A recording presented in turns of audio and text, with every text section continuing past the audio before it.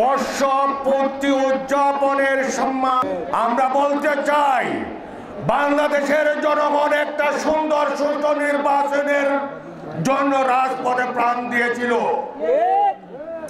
প্রাণ কি দিচ্ছে নাকি দেয় নাই? হাসিনা কি পালাইতে বাধ্য করছে কি করে নাই? ফেব্রুয়ারিতে আপনারা নির্বাচনের ঘোষণা করবেন। বাংলাদেশের জনগণ সেই আশা নিয়ে আছে। অচিরে আপনারা বাংলাদেশের জনগণের যে আশা আকাঙ্ক্ষা নিয়ে এই ফ্যাসিস্ট হাসিনাকে বিতাড়িত করেছে, তাদের আশা পূরণ করার জন্য আপনার কাছে আমরা আহ্বান জানাচ্ছি একটা সুন্দর নির্বাচন দেওয়ার মধ্য দিয়ে।